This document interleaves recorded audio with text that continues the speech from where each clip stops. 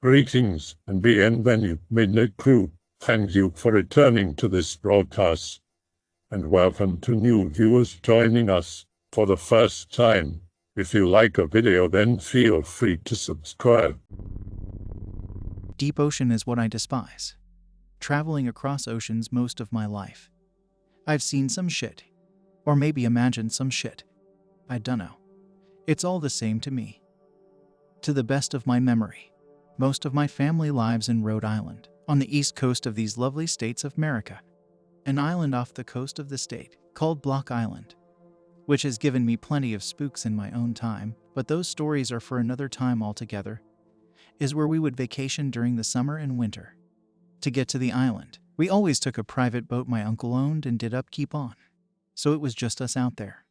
Not a long trip, maybe an hour and a half to 2 hours at a semi-leisurely pace. Anyway, I was 10 or 11 at the time. My family was all below deck enjoying lunch. I wanted to stay up top because damned if I wasn't going to enjoy the gorgeous summer air and ocean spray. Wasn't even hungry anyway. We were about halfway across the waters if memory serves. I see off the port rail a smallish lobster fishing boat. As we got closer, something struck me as odd. A well-used fishing boat of any kind is bound to have rust, grime, barnacles, and all of that and more on it. It isn't unusual to see very, very filthy boats bobbing on the water. This boat, however, was absolutely covered in the stuff. The starboard bow was facing me, and I could barely make out the name Volant being devoured by rust and black barnacles. It seemed the Volant was just sitting in the water, too. Its anchor wasn't dropped. It wasn't reeling in any buoys, there was a decent wind, and yet it simply sat there. As we neared it a bit, I could barely make out the figure of someone standing in the bridge at the wheel. I couldn't see them, the windows were so dirty, but I had the horrid feeling they could see me. Just a silhouette of a man, but enough to make me shiver to this day. That's about it for that story. We passed the Volant and my family came up to the deck. I had trouble sleeping for a few days and then enjoyed the rest of my vacation. I've got quite a bit of stories involving ghostly shit and weird paranormal grotesqueries. And if it pleases, I can share. One story that comes to mind happens on Block Island itself, in the Surf Hotel, which, sadly, I hear is on sale by the owner, the Sears, or it was already sold. I can't be arsed to look it up myself. So anyway, I was 14. A spry young lad unafraid of anything.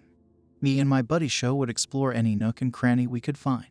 We once found a series of natural caves right off the coastline that had what seemed like a hidden storeroom of sort.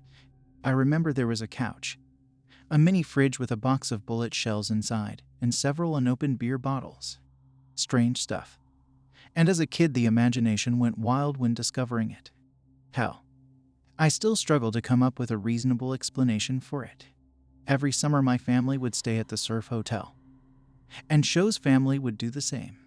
The hotel was a charming old Victorian-style place, ancient carpet, ancient fixtures, drafty, dusty, and all around dreary.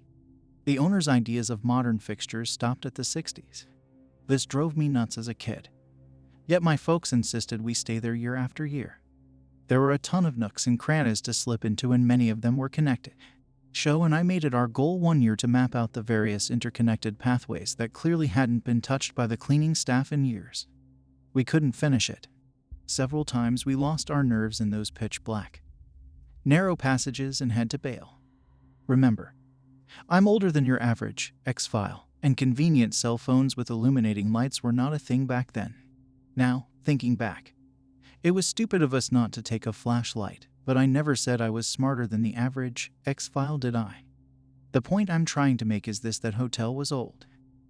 A lot of people stayed in that hotel over the years. A lot of anguish painted those walls. A lot of anger, regret, and remorse. I know my dad let slip one inebriated evening that when he was a kid, staying on the island with his parents, there was a rash of murders in the hotel and a self-end. It was covered up really quickly, and the island folk who lived there kept the story to themselves, as island folk are so adept at doing. The hotel had a very, very small top floor, and to get to it you had to be smallish anyway, as the staircase was winding and narrow. At the top of the staircase is a plain white door. No number, and it sticks easily. After you shove it open, There is a short hallway.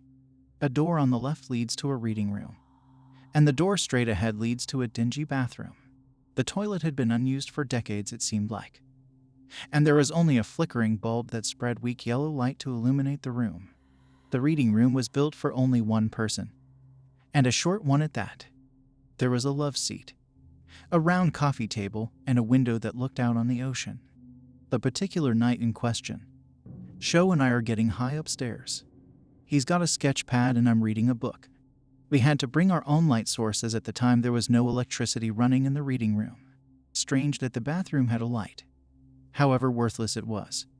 But I didn't build the hotel. A storm is raging outside, rain battering the tiny window and thunder never sounding louder. I get up, as I need to take a leak. As I step out into the dark hallway, I hear what sounds like footsteps coming up the staircase. I poke my head back in the room to tell Sho to douse the roach. And he does, curious about who is coming upstairs. I wait. The footsteps get louder, and just as they reach what sounds like the top stair, they stop. Now, 14-year-old me takes this moment to be a cocky sumbitch. The doors open. Balls of steel. I know. Sho asks me who it is and I shush him. It seems like minutes pass as I just stand there waiting for someone to come through the door. But no one ever does. I decide to hurry things along. I cross the hall and shove the door open with my shoulder. Gotcha now, itch. Except, no one is standing there. I shine my flashlight down the staircase to reveal it was empty. I know I said the staircase was narrow, but I remember thinking at that moment that the thing was fucking cavernous. Confused but not too overly troubled, I shut the door. Could have been the thunder. Sho asks who that was again, and before I can answer, my skin breaks out in goosebumps. It suddenly feels ice cold up there, like someone was funneling the wrath of an AC unit into that tiny upstairs. Sho started to complain about the sudden cold. I still had to pee, so I made my way over to the bathroom door. As I reached to grab the knob, the entire bathroom door rattles on its hinges, like some mad Goliath is attempting to punch the fucking thing apart, and a furious voice from the other side of the door bellows out. That was the incentive I needed to get the hell back to my room. I'm man enough to admit I wet myself. I only went back up there one more time, and it was during the day to get my book and Sho's art supplies. I've never visited you, X, but I am curious about the spiritual activity of family members. When my father's mother died, my father and 2 aunts thought they had heard them being called, or her voice speaking to them, during her passing. Ever since her death, mind you, this was 20 years ago, the lamp on her side of the bed sometimes turns on and off on its own. I personally have not witnessed any of that. My grandfather on my mother's side passed away 3 years ago. He was always a goofy man. I haven't heard any stories about him before his death. My grandmother was with him, as was my uncle. Probably a little too fresh to discuss with my mom. However, I have witnessed appliances turning on or off without warning. An iPad that was on lock, with no timers, randomly turned on while Mom and I were talking. The computer, with no timer, randomly booted from sleep mode. Monitor turned on as well. The TV sometimes turns on or off. My mother talks to my grandma, and they discuss when they were paid a visit. Note that only them 2 get these occurrences. My 2 uncles don't, and it's never happened to me when I'm by myself. Seems specific to women. They noticed on the same day, usually within the same few hours, something will happen both in Rhode Island to my grandmother's, and here in Texas to my mom's. My grandmother has the usual electronic stuff going on and off, but also with pictures falling off shelves. Never dramatic shit like the TV going crazy, maybe just turns on its own. Now I am curious. I have his watches, which I use every day. This thing keeps time just fine. Sometimes though, a while ago, it would stop at a certain hour. I would give it a gentle tap and it continues on. Never happened frequently enough to make me think of a low battery, or maybe it's gummed up. I mean, it works fine and it's been months since the last time it did that. I am curious if the watch stops during one of his visits. Is this normal for a past family to mess with electronics? Opus again. What I fear the most is that my mother and grandmother assume this is my grandfather fucking with them. But what if it's not? Everything points to him, since it started after his death. I've had friends and some family say they want to experiment with EVPs and shit, but I think it's a seriously bad idea. Side story. In my mother's house when my sister and I were younger, we would hear shit in the house. I would usually hear things in the kitchen, even though our black lab slept on my bed. He would hear it too, go there, run back, and stay laying. Sounded like the wooden chair sliding on the floor briefly. One time a plastic bag fell off the counter. Other times it sounded like dishes rattling, but I'm pretty sure that probably happened on a night my mom ran the dishwasher, though I never hear that sound when the washer runs these days. My sister always says she would hear shuffling through the hallway. Now that my sister is married, gone, and I'm in college, she lives by herself. Sometimes I will come home for the weekend. There was a weekend when I said I would come on Friday, but I decided to wait until Saturday. My mom was doing laundry and she saw the front door handle jiggling pretty crazy. She thought it was me messing around because I do that sort of thing. Says, "Hold on, I'm coming." It stops, no response. That's usually when she gets scared. I will typically respond to avoid that situation. Jiggles again, so she goes over to the side window to make sure it's me. Flips on the lights, runs to the window, no one is there. Mind you, we have a big open front yard, leaves on the ground. You would hear someone run away and you'd see them before they got out of sight. The town I live in is a very well-to-do town. She lives in the older part on a dead-end street. No crime, ever, especially on our street. Too spooky for me. I hope the electronic shit is my grandfather, and not something messing with my mother. Driving with family members. Uncle is driving. I am in the backseat with my cousin doing something, not paying attention. Driving down a long dirt road that goes out to a few houses. Driving pretty fast on dirt roads. We hit something. Uncle freaks out. Impact makes the car slide a little. Car stops. I thought there was a rock from a stone wall in the road. My cousin says no, we hit a deer. Uncle gets out of the car and looks at the front bumper. It is dented pretty badly but low to the ground, not on the hood like a deer. He thinks we hit a bear or a large dog. He is freaking out and tells us to stay in the car when we open the doors. It had just got dark out. It was a very dark night, I realized. Tim and my dad are talking. They say the thing we hit was running extremely fast. Was big like a bear but lean like a large cat. Only with a head like a bald bear. They said it looked like you could see its skull. He turns the car around and shines the high beams into the marshy tall grass on either side of the road. Pulls up to where we hit it and there are marks on the road like claw marks. As we sit looking at the road, we smell something like rotten clams, smelly dog, and high tide. We hear a low rumble and think it's a boat in the distance. It's a growl. We drove to the house we were going to and tell the people there. They are freaked out and say that some animal has been going through garbage cans and killing people's dogs that lived outside. As we shined our headlights on the sides of the road, we pointed out a mound of fur sticking out of the grass. It was dark brown and looked wet. My dad and uncle freak out if me and my cousin talk about this. My cousin later said that he saw the animal before we hit it and it didn't really look like a deer, but he was young when it happened. That's the story. Rhode Island. The car was fucked up and I wasn't really scared cause I never saw the thing, but I believe it because my uncle and dad are pretty straight up guys. Last week, hanging out with my two best friends. Both are into paranormal shit but don't browse X, although I introduced them to it after this. Visiting my hometown of North Providence, Rhode Island.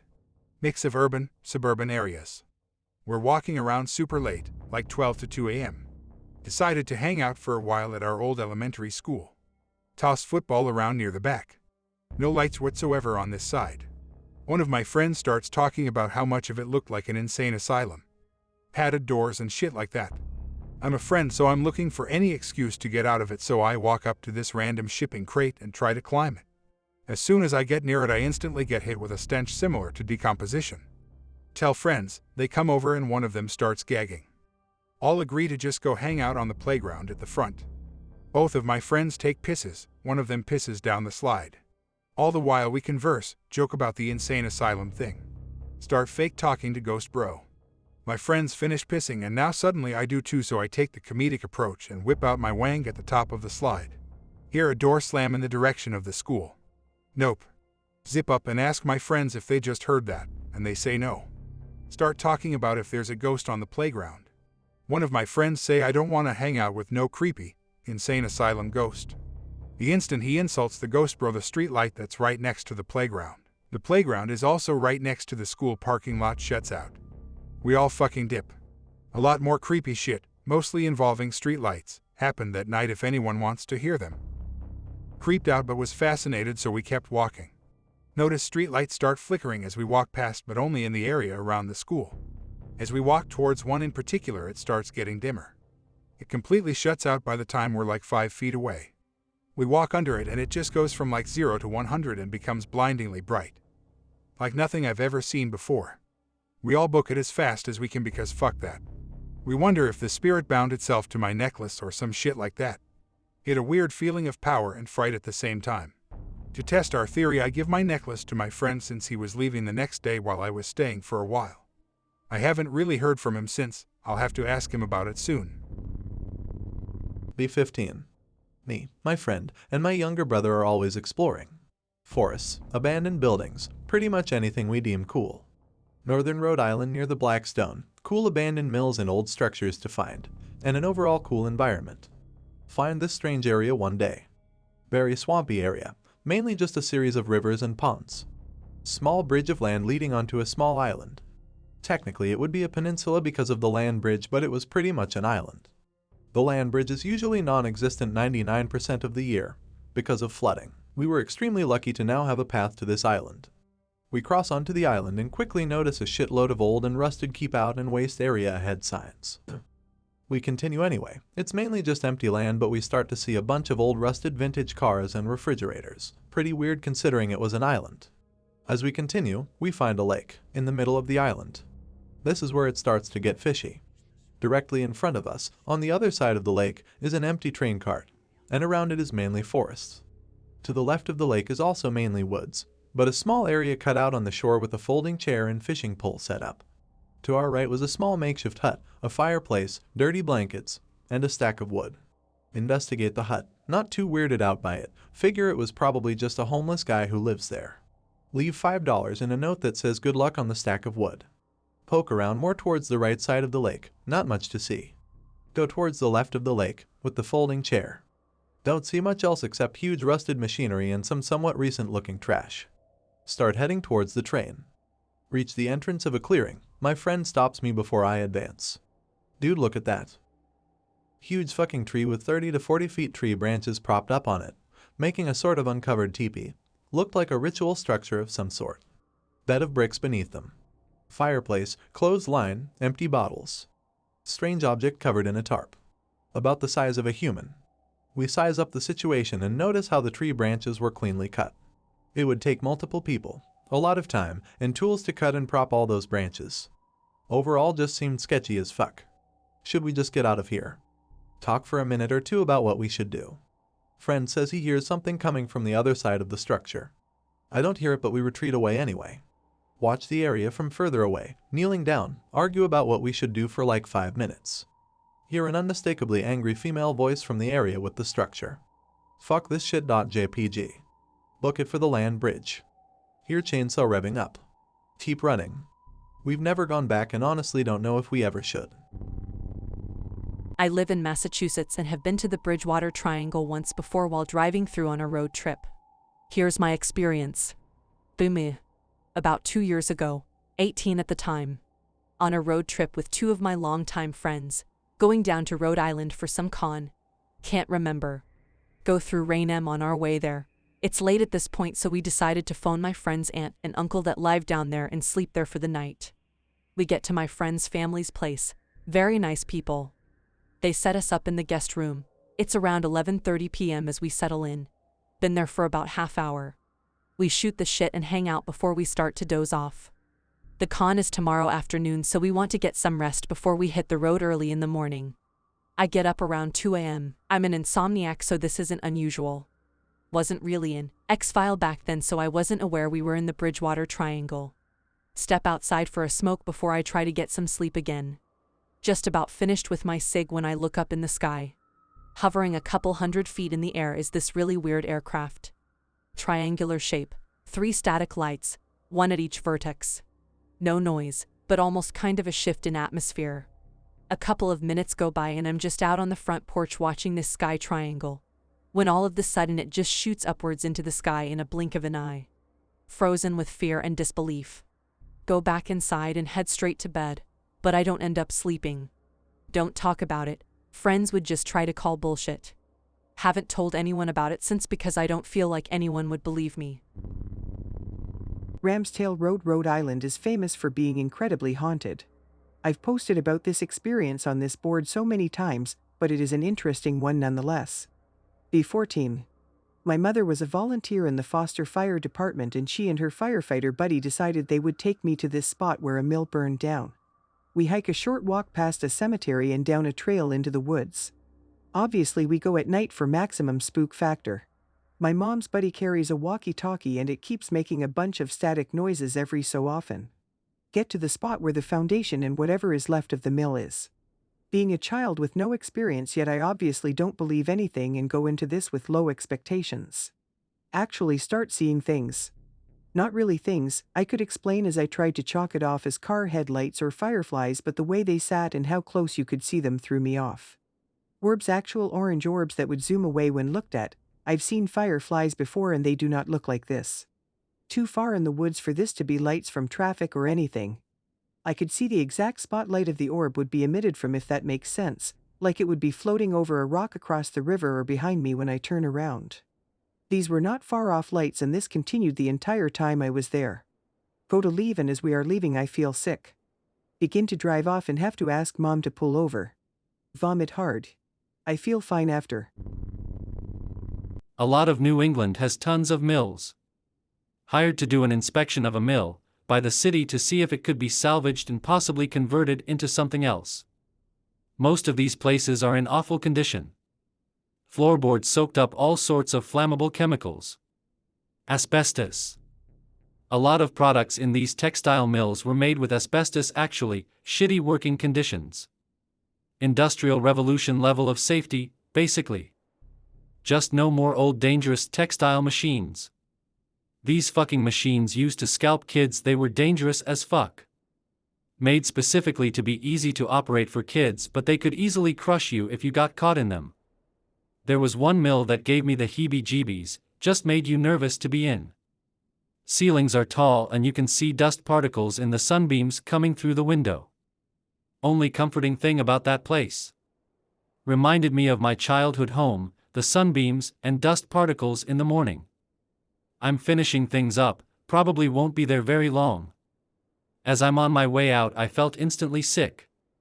Dizzying and feel like I'm about to vomit. I turn to close the door and I see the sunbeams one last time. Can see the dust moving in strange ways, fast and frantic. Leave feeling awful, get to my car and throw up all over the lot. Heave so hard I pull a muscle in my groin. Instantly feel better, no longer sick. Minus the pulled groin muscle, obviously. Apparently they tried to demo the building and shit would go haywire, electronics not working. Actually had to get mediums to get the spirits out. Another story from Foster, Rhode Island. Driving through Foster early in the morning about 5 a.m. The sun is rising and this is my favorite time and my favorite area in Rhode Island. Foster and Scituate are beautiful towns. I see a woman on the side of the road, no shoes, just a dress with floral patterns. She puts her hand out and asks me to stop, so I oblige. Could you give me a ride? I am terribly lost. I ask her where she is going. She seems nice enough. A smiley, cheery-looking woman, brown hair tied back. She has a pleasant, warm vibe. How could I say no?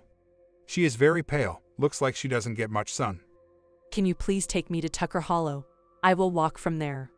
Not far at all, so I gladly take her. I strike up a conversation with her and ask her what she's doing out here this early. I like to go visit my daughter's grave on Sunday. With no shoes, I thought. I lost my daughter in a fire. I was not home at the time and she was asleep. I'm really sorry, that sounds awful. May I ask your name? Dolly. We continue in silence for the short ride. I drop her at a spot she points at on the road. Are you sure? I can take you further, there is not much here but woods. She got out without saying anything and walked straight into the woods. I sat there wondering what the hell was going on, did not let my eyes off her as I watched her go into the distance. I put my head on the steering wheel for a moment, looked up and she was gone. In Exeter, Rhode Island, several members of George and Mary Brown's family suffered a sequence of tuberculosis infections in the final 2 decades of the 19th century. Tuberculosis was called consumption at the time and was a devastating and much feared disease. The mother, Mary Eliza, was the first to die of the disease, followed in 1886 by their eldest daughter, Mary Olive. In 1891, daughter Mercy and son Edwin also contracted the disease. Friends and neighbors of the family believed that one of the dead family members was a vampire, although they did not use that name and had caused Edwin's illness. This was in accordance with threads of contemporary folklore linking multiple deaths in one family to undead activity. Consumption was a poorly understood condition at the time and the subject of much superstition. George Brown was persuaded to give permission to exhume several bodies of his family members. Villagers, the local doctor, and a newspaper reporter exhumed the bodies on March 17, 1892.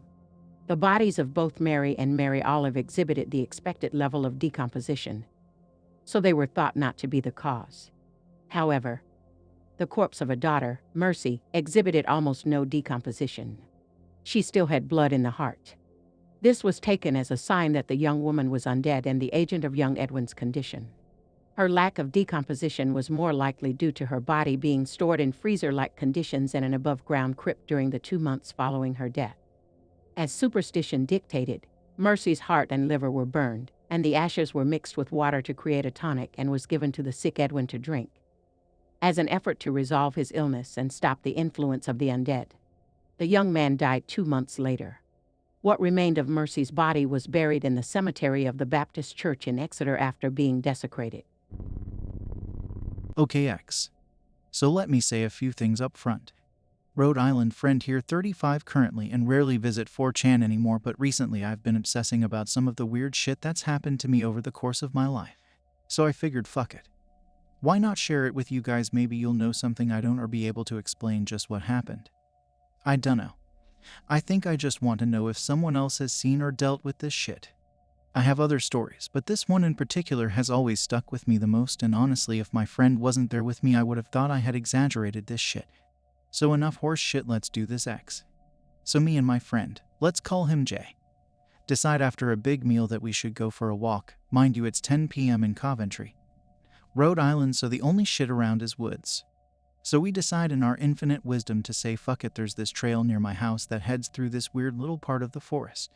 Now for some reason I have had weird experiences on this trail and the nearby road in the past, but we both like the spooky shit and say fuck it.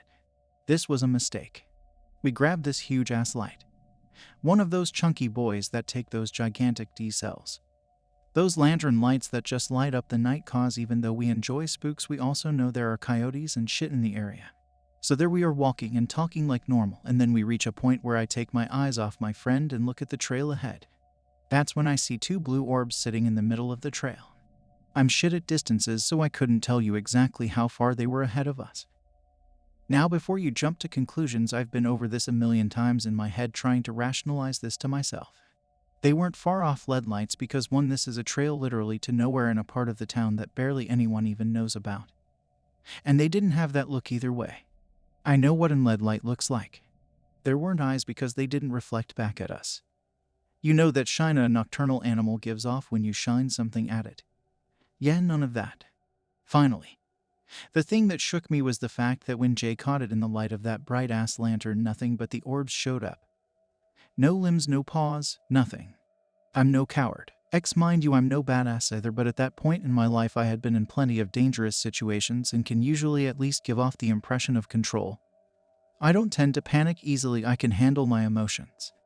That's why how things played out felt so surreal. My eyes saw the orbs. My brain could not understand the information it was given. Jay says, "Hey, what is that?" Shines the light on it again and again, nothing but 2 floating balls of sickly blue light just hang there. This all happened in the course of several seconds.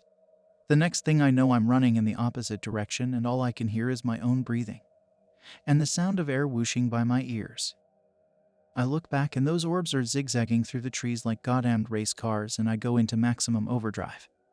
Let me be clear, I'm a fat. I hate running, it makes my man tits bounce, and I'm a lazy but my skinny friend that regularly jogs as a hobby had trouble keeping up with me. I am not fit at all and yet ran the entire length of the trail and partially down the main street before I felt safe enough to stop. It felt like I saw the orbs. My brain shut down and rebooted mid-run with the only directive being get away from whatever that is, run, run, run. It felt like my body was weightless for a time. Like nothing mattered but the escape at all costs. I've only experienced that blank out one other time. If I try hard enough I can see little hazy bits of what was happening but with gaps spread out in the memories. My friend Jay confirmed that he too saw the blue orbs. I did some research and nothing like that has ever been reported in my area. No ghost goblins, nothing, I mean fuck even our cryptids suck down here, and nothing matches that I personally found. I tried 1,000 times to make sure I didn't see limbs of any kind and that they were in fact darting through the woods, and I've only ever been on that road in the daytime since. If anyone has an idea of just what that might have been, I'd love to hear it. My only guess is Will-O-Wisps. But aren't those regional or some shit? Hmong here. I thought this is paranormal, but most of your stories are about camping and strange creatures. I'll share my personal paranormal stories as a Hmong guy. The Hmong happened when I was 10. Spent the summer of 2001 with my relatives. Uncles, aunts, first cousins, grandma from my father's side. Multi-generational home in Rhode Island, 3-story homes. 3-story triplex.jpg. My grandfather lived on the first floor. My real grandfather died from the Vietnam War, so my brother took his place and raised my uncles and grandma. He has multiple wives of his own. He lives with his first wife and oldest son, his wife and kids. The second story lives with my grandma and 2 of her sons, uncles, their wives and kids. The third floor lives with the estranged son of grandpa and his son. Many crazy and weird things happened when I was there. First story. For background into Hmong culture, spiritually we are divided by Christians and shamanism. The family was Christian but grandpa would hop between faiths, whatever suits best for him given his situation. One day as me and my first cousins played upstairs on the second floor, we learned our grandpa invited a shaman into their residence to perform a ritual. Shaman does jingles, look it up on YouTube. We can hear it from upstairs. Before the ritual, Uncle locked the door that connected the stairway entry to the second floor and told the kids to not open the door. Kids do what kids do, which is play and have fun. Then we heard footsteps running up the stairs and frantically trying to open our door. Remembers what Uncle said. The entity then frantically runs down the stairs to open the front door. Stuck.jpg. Very loudly runs back and forth up and down the stairs repeatedly. Shaman jingles were getting louder and louder. Kids were all scared. Then immediately the jingles stopped and the loud running from upstairs to downstairs stopped. Never asked Uncle what happened, but my guess was anyone's guess. End of story. Hmong here. Be my sister. Rebellious teenager and would always run away from home. This time she ran away for 2 months and hasn't returned. Father asked a shaman to come and do the jingles for my sister. Every week shaman would come and jingle. Then suddenly one day out of the blue my sister came back home. I asked her why she came back. She told me it was because she saw a tiger. WTF.jpg how? She said she was sleeping on her friend's living room couch and woke up in the morning while everyone was still asleep and saw a tiger on top of the stairs. Sister was scared as fuck and couldn't move or make a sound, and couldn't let go from looking at the tiger. Tiger stared at her back as it walked down the stairs and into the living room. As the tiger was shifting through the living room, the tiger spoke to her and in Hmong said go home. Then the tiger leaped through a wall and disappeared. Holy shit, the shaman thing worked. Sister ran away again a week later. The Biltmore Hotel, inspiration for Stephen King's Overlook Hotel and Robert Bloch's Bates Motel, holds the dubious honor of having been named America's most haunted hotel in 2000 by the American Hotel and Lodging Association. The Biltmore finished construction in 1918, financed by proud Satanist Johann Les Weishaupt. Weishaupt was unsubtle about his plan for the hotel. It would be a venue through which to familiarize reticent Puritan New Englanders with the joys of his religion. The hotel was built to include a chicken coop on the roof, to supply sacrifices for weekly masses, hot springs in the basement for purification rituals. Rumors that whirlpools were filled with human blood are likely only the wild imaginings of later generations. And the famous Bacchante girls, who waitress nude in the Bacchante dining room, which perhaps more accurately might have been called the Bacchante orgy pit, frequented by such luminaries of the time as Douglas Fairbanks, F. Scott and Zelda Fitzgerald, and Louis Armstrong. Obviously, The Satanism gives the hotel a bad name, though it was Weisskopf's ties to the Rhode Island mob that probably did the hotel its only real damage. Despite the scores of chickens slaughtered in the hotel, they are not the ones who haunt its halls. Rhode Island was widely known as the state least likely to follow Prohibition's laws. And the Biltmore was one of the most decadent places to get drunk. No one hid in speakeasy basements in the Biltmore. Wine was $1/4 a glass, served in crystal. Men of the law and of the government drank free. This was likely one of the reasons that between the years 1920 and 1933, 6 police officers were implicated in the murders of 8 people within the walls of the Biltmore, along with 1 governor. At least 6 assaults, 1 murder. 1 mayor, 1 murder. And a cardinal, 1 young prostitute drowned in a bathtub. These are the ghosts that are said to haunt the Biltmore, along with all of the other victims of men of less auspicious rank. Nightly, after the bars close, raucous drinking and dancing and talking and laughing is heard. Some guests of the hotel disappear at night and are never found. Providence's modern-day Satanists like to point out that the disappearances only began after new management took over the Biltmore's day-to-day operations, cleaning the place up for the tourists and businessmen, forbidding their maids any blood sacrifices, reupholstering the stained velvet seating in the Bacchante room, tearing down the chicken coops, boarding up the underground altar rooms. They claim that it was in fact Satanism that kept the ghosts at bay and protected the living. The current owners, disagreeing, will allow no experimentation, so it remains at this time unknown. Update: 2 more disappearances in 2008. Irving F. Bishop, 42, and his daughter Emily Bishop, 4, tourists from New Jersey, disappeared sometime between 11 p.m. on Saturday, November 15th, and 4 a.m. Sunday the 16th. Apparently, the girl could not get to sleep, so her father took her on a walk around the hotel. Joanne Noonan Bishop, the girl's mother, fell asleep just after they left, and by the time she was startled awake at 3:50 a.m., they had disappeared. This brings 2008's total to 6. Swan Point Castle. Near the eastern edge of famous Swan Point Cemetery, one particular hill curves and rolls toward the Seekonk River. It is cool and green in the summer, softly rotting and lousy with mushrooms in the fall, treacherous in the winter. Especially in winter. Near the bottom of the hill, overlooking the shore is a crypt. It has a porch, a veranda, a backyard. It's beautiful. Children call it the Swan Point Castle. In past years, children called it the Elves' Castle or the Elves' Crypt. It is the Sprague family crypt, though that name does not appear on the structure itself. And it is not listed on the Swan Point map, though a different Sprague family plot is. This one was constructed apart, nearer the water, for a few special family members who needed it. It is still in use, when needed. Spragues tend to die violent. You can take that in whichever meaning you please. They are an old Providence family, founders. Legend has it that it was a Sprague who planted the apple tree at the head of Roger Williams' first grave site. The Spragues are as famous in the area for their drinking and their violence as they are for their money and their local power. They were one of those families. Those on the receiving end of the violence don't tend to stay dead, and for a while the Spragues were having problems with hauntings. Eventually they contracted Pawtucket area stoneworkers Lucero Masonry, known locally for their peculiarly adept containment techniques. They completed construction on the crypt in 1882. Their blueprints, materials lists, and methods have today been lost, but were apparently effective enough. Other than a few limpid wraiths in white gowns wandering the shores of the Seekonk during the colder months, unable to cross the water, the Sprague dead have ceased to haunt the Sprague living, aside from reputation and tradition. The most recent of the Sprague deaths were Jake and Amanda Sprague Teague, 7 and 4 respectively, drowned by their mother, Joanne Sprague Teague, in January of 2007. They were both interred in the crypt, though their mother, a resident of the Rhode Island State Department of Corrections for a life term, may not be, if she dies while in custody.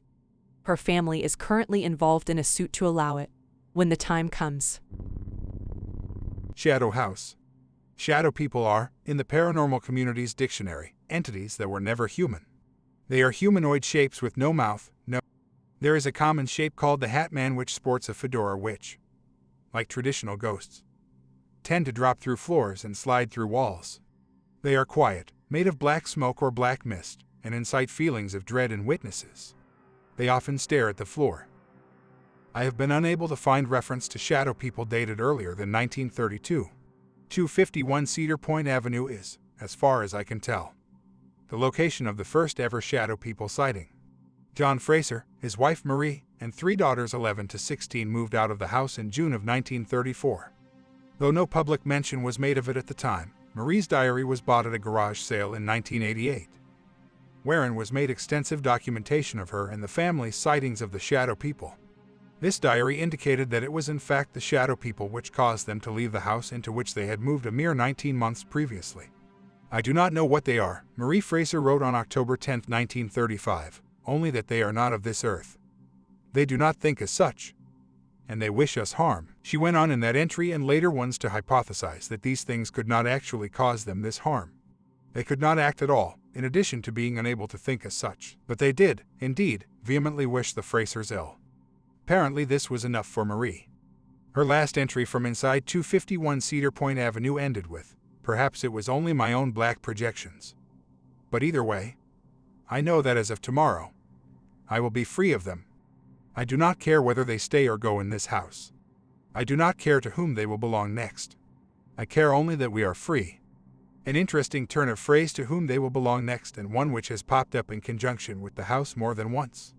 Its next residents, the single female roommates Anna Marshall and Carolyn Lee Miller, lived in the house together for over 3 decades, complaining of rats and other vermin, as well as intruders, with conspicuous frequency for their first 2 or 3 years in residence, until they all got used to one another.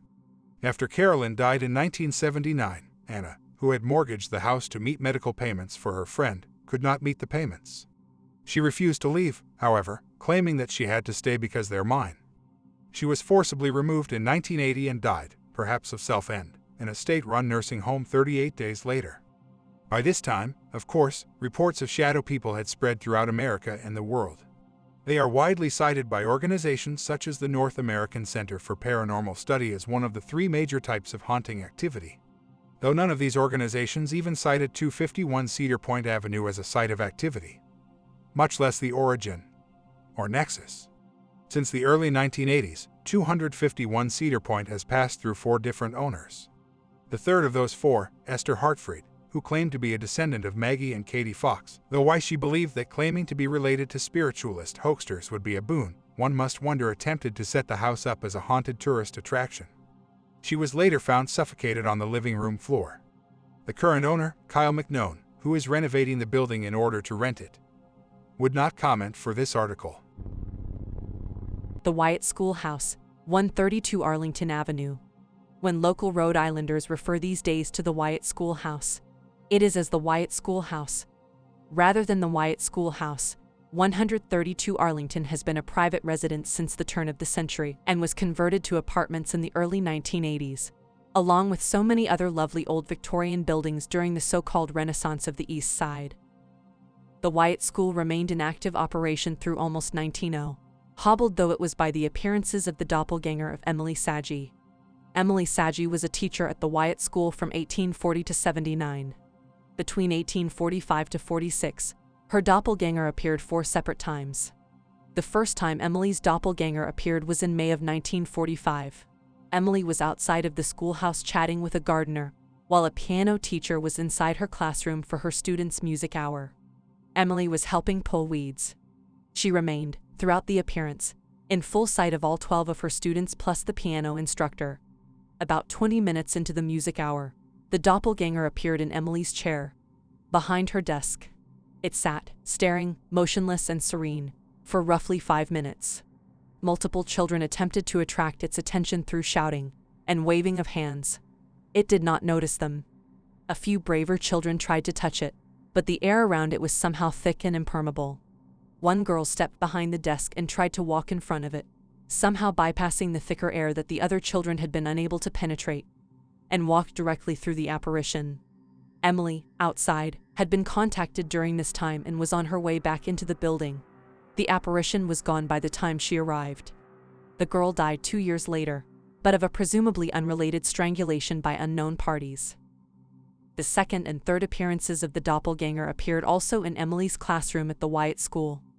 Once during the lunch period, in November of 1945, when the children were all eating at their desks and Emily at hers.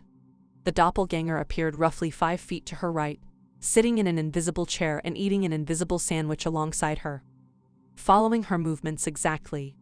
The second time was 3 months later. The doppelganger appeared while Emily was writing on a chalkboard. Again, the apparition appeared about 5 feet to her right and mimicked her movements, though without holding any chalk and without writing anything, and disappeared very soon after. The children began to shout immediately upon seeing the apparition. Both Emily and the doppelganger looked to their right. Emily saw nothing. The doppelganger disappeared seconds later. The last appearance of the doppelganger occurred inside Emily's boarding room upstairs. Emily was ill with what was probably a typhoid fever. While sweating in her bed in a hallucinatory near coma, her doppelganger appeared one last time near her bedroom window. A doctor, a close female friend, and the Wyatt women's room's landlord all witnessed it standing back to the room, gazing out of the window for over 1 minute. None approached or attempted to touch it. Finally, it turned toward the room, smiled gently, and disappeared. Emily Saggi, of course, recovered and enjoyed a full career teaching children, though beset throughout the remainder of her life with accusations of witchcraft. She claimed to have never seen the doppelganger, never anticipated its appearance, but to have sometimes felt tired or nauseated during its occurrence. Caretaker's house, Church of St. Erelda. First murder self-end. 1842, 3 years after the completion of the building of the Church of St. Erelda.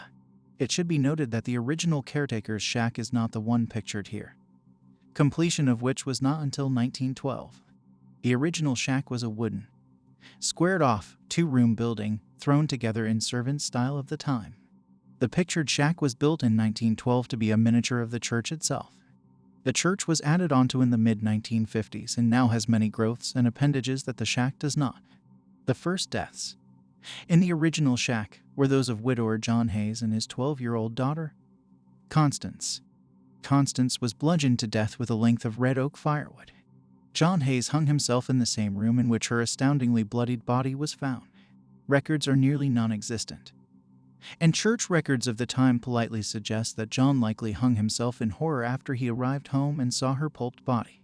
Research of local parishioner diaries suggests that John was routinely beating, if not fucking, his daughter, and that the community widely assumed his guilt in her murder. The original wooden shack was torn down. The next caretaker lived within a back room of the church itself. Marley O'Donnell became a widower himself under suspicious circumstances 6 months after he took the caretaker's job. He murdered his twin 8-year-old daughters and himself almost 2 years later. 7 caretakers killed their families and themselves in the shack or its incarnations. Once the hiring parties grew superstitious of family men, the deaths grew to include 3 single men, 2 of whom committed self-end and 1 who was murdered by his brother, who had traveled from Modesto, California to do it and was hit by a recycling truck while escaping, and 4 women. The shack has been unoccupied for 14 years. The Peter Green House.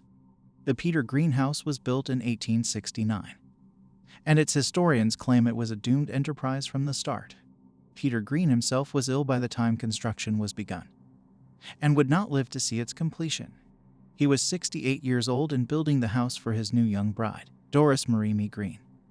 Nee Kern, 26 at the time of her marriage, 27 by the time she moved into her home as a widow.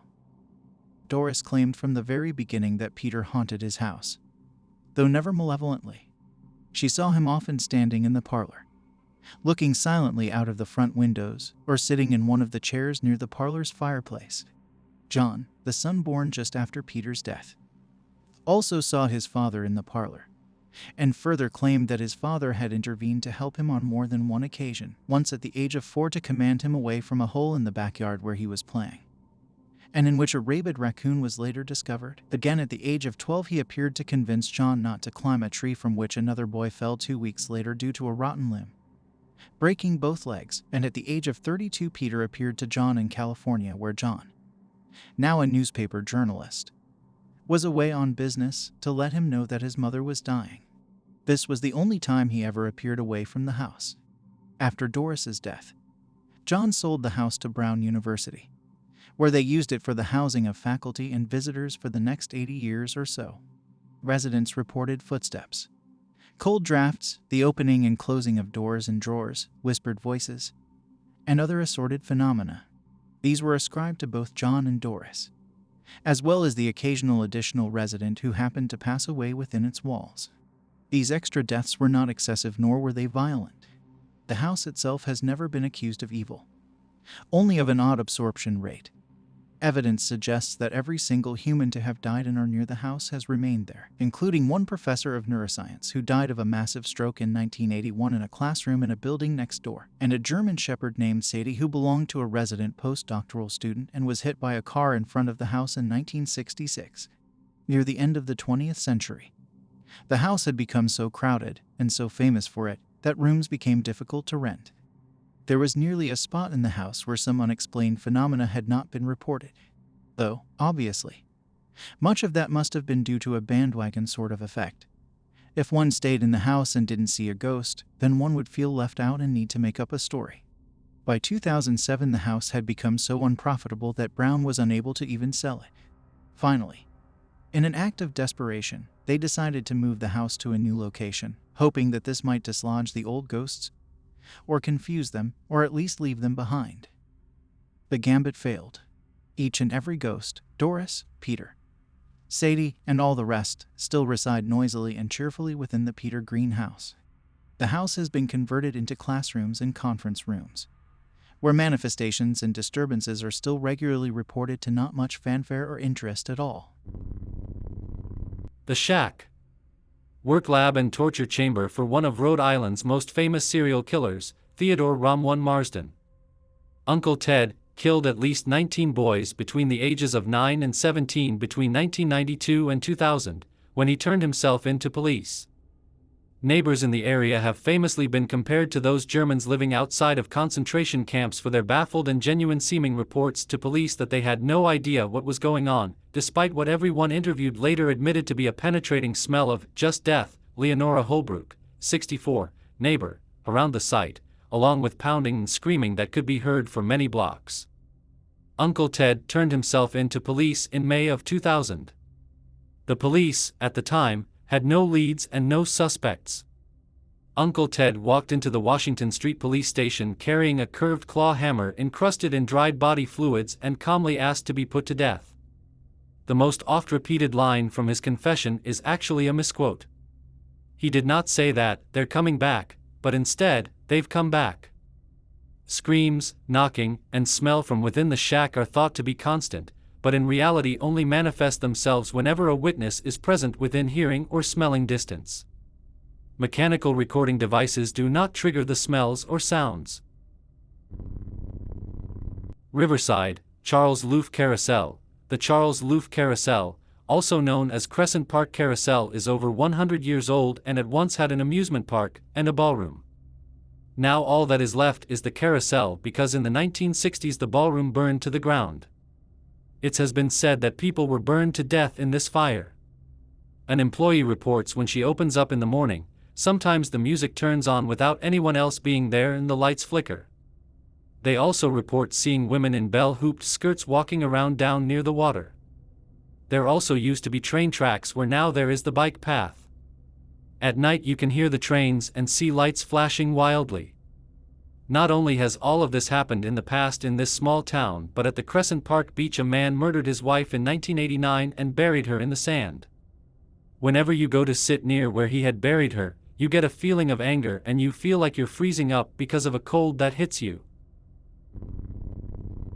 Providence, Rhode Island School of Design, Homer Hall. There are two spirits that reside on the 4th floor. One is a male entity that has been known to be seen in the bathroom. He also is known for playing with people's music selections and breaking windows. It is said that a young man killed himself by jumping off of the balcony back in the 70s when the hall was new. The other Homer 4 ghost is a woman who has been seen in a few of the rooms. She turns on faucets in the girls' bathroom, and reportedly blood has been randomly seen there late at night in the shower stalls. On the ground floor lounge, students claim the VCR and television sometimes work on their own will, and also visible shadows move about the room. Homer 2 is the home of the ghost of an old man who wanders the halls at all times of the day. An angry entity haunts the ground floor of Nickerson Hall. When walking through the underground passage between Homer and Nickerson, students can hear something banging on the metal doors in one of the storage rooms. The poltergeist has been known to move about the ground floor of Nickerson on occasion. Mapleville/Burrillville, Woods and Maureen Circle, The Swamp Bride. This happened during the month of August in the 1810s. Catherine Donahue was a tall, dirty, blonde-haired lady. She was in love with Jonathan Cuddle, who she was to marry in September. Her life was, as you could say, perfect, except for one thing. There was one man who lived right near her. He lived alone and was obsessed with Catherine. His name was David Jones. Besides him, Catherine loved her life. One day Catherine and her younger brother Charles went down to a nearby swamp. Catherine went to get water for the family and Charles went hunting pheasant. At David's house, David went mad. He knew Catherine would never love him, and David charged out the door with a black knife. He stopped at Jonathan's farm first. Jonathan was picking hay with a pitchfork. He put it down and turned around. David slowly grabbed the fork and jabbed the fork into Jonathan's back. Catherine was sitting by the water. David saw her and threw his knife at her, which went right through her neck. She started screaming in pain as she dropped to the ground and died. Rocking chairs have been heard rocking in the halls, and voices and noises are heard late at night in the halls. Exeter, Joseph P. Ladd Center, aka Ladd School, Mental and Rehabilitation Hospital, 1902 to 1982, a compound of 10 buildings located in dank and barren meadows scattered with random sickly, creature-like trees surrounded by acres of dense coniferous woods in Exeter, Rhode Island. Comprised of a recreational center containing a theater, basketball courts, locker rooms, bowling alley, indoor swimming pools, classrooms, cafeterias and kitchens, and a sub-basement, 6-story cylindrical-shaped infirmary containing a padded cell, dental clinic, operating rooms, morgue, and X-ray clinic. Administration buildings, dormitories, classroom buildings, crematorium, and community building with greenhouse, and a room entirely filled with X-rays and incident reports of patients dating 1968 to 1987. But the hospital was supposedly closed in 1982. Anyway, a 400-foot elevated water tower amidst a grouping of trees overlooks the compound. Hauntings have been orbs, streaks, and hazes of light recorded on film, both video and 35mm print film, sounds of breathing and shuffling on tape recorders, wheelchairs and beds moved to different locations, feeling of being watched and followed throughout infirmary and recreational center. One person has had a camera smacked out of her hand, and when she picked it up and smacked out of her hand a second time, music on car radio when driving into the compound even when the radio was off. Outdoors, shadows of people move across fields in the distance into the woods. These shadows have been known to sneak up sometimes and sort of disappear. Leaves blow in the most mild and calm of weather. One July 3, 2002, a group of explorers were in the third-floor nurses' station at 11:30 p.m. when from darkness of the long causeway connecting the infirmary to another building, came the sound of something slowly dragging what sounded like a piano with its chords echoing for about 4 seconds. It suddenly stopped, and all 4 of us suddenly looked at each other with panic written all over our faces. They all watched the color drain out of each other's faces as they knew they all heard the same thing, then left immediately. Bliss Place. Providence has a long and complicated history with the Children of Bliss. The Children of Bliss formed as a utopian community in 1848. They based their worldview on the idea that Jesus had already returned, died in 1798, and been reincarnated as Joseph Imeldos, their first leader. They settled in Providence as the Satanist capital of the world for, as they described it, fun, since Jesus had already returned and they were already living in heaven. Or at least utopia. There was really no converting to be done here anymore. They just wanted to live among the Satanists because they thought that it would make for an interesting environment. The children, living in a sin-free heaven as they were, had fascinating views on what their surrounding communities would have called sinful practices at the time. They had no marriage, prepubescent children, menopausal women, and all men above the age of 50 worked to support the remaining members of the community, who lived an orgiastic life of pleasure. Free love, free food, free education, free artistic expression. There was, according to diaries, business ledgers, and other available first-person resources, very little crime. There was not assault, murder, or significant theft within the community during the first 140 years of their existence. There was some discussion of child abuse. Not physical, but mental, but members were always free to leave the community and supported in their decision. Non-children workers were employed by the children to maintain homes for those recently departed of the community, to readapt them to society, find them homes and jobs, etc. The original children supported themselves through the construction of animal traps. They were the leading supplier of all fur traps to New England between the years of about 1860 and 1900, but around 1890. They began making brass, pewter, and silver jewelry as well. This is why the relationship is complicated. Why they were tolerated. Providence was a trap industry capital for many years, and then became a jewelry-making capital. Its jewelry district is perhaps second only to New York City's Diamond District in not only fame and popularity in the collective consciousness, but in its reputation for housing and protecting via the consumerist free market and unloved minority peoples. Post-World War II industrialization was good for the children. Their handcrafted jewelry businesses became industrialized, went global, and got sold. Utopia became more so for a few decades. Their mid to late 20th century leaders, first Gregor Eanger and then his son, Nicholas, through financial stupidity really rather than malice or greed, ran the children's rather vast, according to all records, fortunes into the ground.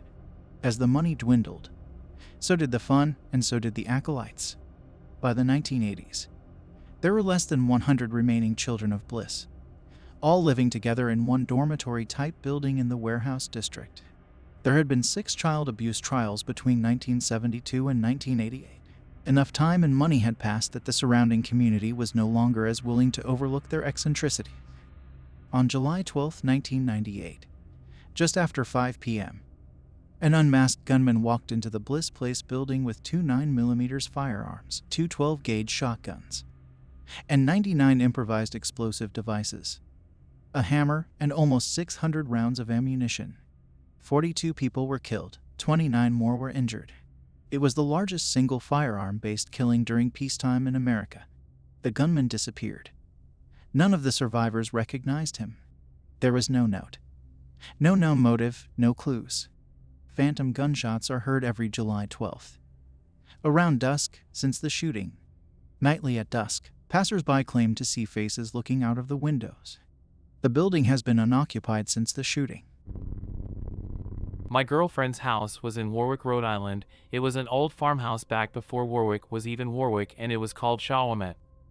Her home dates back to 1630-ish, or at least the property itself does. I believe it was torn down and rebuilt in the 1800s. I hate this house, everything about it. It's not a particularly nice home, it's inconveniently laid out in a confusing way, and it's boxy and cramped as hell. I don't know how to describe it, but the way it's laid out actually feels like it's wasting space, like there should be more rooms. This place has hardly any windows and is dark as hell all the time with lots of hallways. For such a small house, it sure does have a lot of hallways. I don't really have any stories from this home as not much has happened there, but my GF talks about seeing shit all the time and how it's a normal occurrence for her. In Warwick there is a palm reader who does free readings every Tuesday, so I took the GF there. She said something along the lines of my GF being a healer? I don't remember or understand what she meant. I only feel normal around my GF in that house though, not a place I like to be alone. I chalk it up to my nervousness alone there, but I swear I've heard whispering while falling asleep while alone there. My girlfriend's sister has said some pretty creepy shit that scared me before, talked about how I had shaman potential and to watch out for dream signs and not to be scared no matter what happens. My girlfriend's entire family was pretty much stagnant and depressed the whole time living there. I hate that place. While we are on the topic of Warwick, Rhode Island, I have a story from Rocky Point too. Rocky Point was an amusement park that got shut down in 1995.